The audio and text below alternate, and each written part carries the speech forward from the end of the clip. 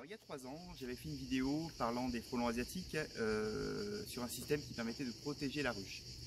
J'y reviens 3 ans après, tout simplement parce que ça fonctionne. C'est un système qui a fait ses preuves chez moi.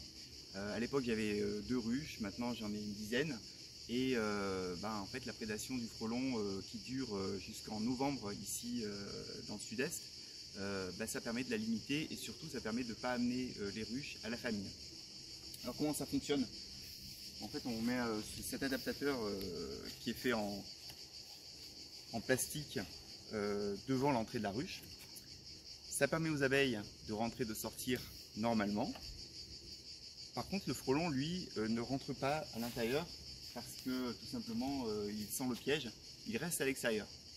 Il va prendre des abeilles, simplement, il ne va pas mettre en alerte les gardiennes et donc il ne va pas bloquer l'entrée de la ruche. Les abeilles ne vont pas faire la barbe comme on voit habituellement dès le milieu d'après-midi sur les ruches qui ne sont pas protégées. C'est pour ça que j'en reparle, parce qu'il y a certains d'entre nous qui sommes confrontés à ce problème, de plus en plus malheureusement. Donc je vais un petit peu y revenir. Alors en fait, le système c'est d'installer cette planche sur la ruche et d'attendre une journée ou deux pour que les abeilles s'habituent à rentrer dans le trou, pour ensuite mettre un conduit, on va dire, qui va éloigner encore plus les frelons de la planche d'envol. Donc il suffit de le mettre et de le coller à la colle chaude.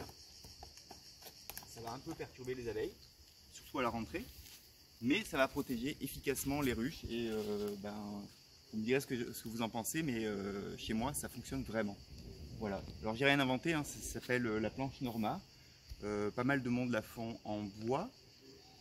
Moi, pour des raisons de temps, je la fais en plastique parce que ça prend une demi-heure à faire en installant la grille, en collant tout ça à la colle chaude. Je pense que la fonction est à peu près la même et ça fonctionne. Alors c'est vrai que quand on a une ruche à protéger, on peut la faire en bois, 2, 3, mais quand on en a 10 ou 15, en fait ça prend du temps. Voilà.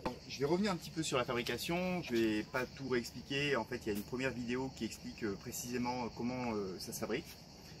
Simplement, quand on a fabriqué plusieurs de ces trucs et qu'on veut les ranger après la période des frelons, donc au mois de novembre ou décembre, le problème c'est que voilà, ça prend beaucoup de place parce qu'on ne peut pas les emboîter, on ne peut pas les rentrer l'une dans l'autre. Donc, cette année, j'ai trouvé un système, tout simplement, en retaillant les petites boîtes, en biseautant en fait. On peut les ranger en les emboîtant. Voilà, ça gagne de la place et ça évite de tout casser ou d'en mettre partout dans son local de rangement. Voilà. Tout simplement, par rapport à la coupe droite que j'avais sur ma précédente vidéo, le fait de recouper les côtés en biseau, ça va permettre d'avoir une boîte qui va être emboîtable. Donc quand on va coller les côtés, on aura l'avant plus court que l'arrière et donc on pourra emboîter la boîte et gagner de la place dans l'atelier en hiver. Voilà, là j'ai rajouté des grilles parce qu'il faut penser à la ventilation. Comme on l'installe sur la planche d'envol, ça limite forcément la ventilation et voilà, les grilles permettent de remettre un petit peu. Voilà, c'est terminé pour cette vidéo. Donc en final on se retrouve avec toutes les ruches qui sont protégées pour la période des frelons asiatiques. J'espère que ça pourra vous servir, que ça pourra vous rendre utile. Je suis vraiment preneur des commentaires et des améliorations possibles ou des choses que vous voyez qui ne vont pas.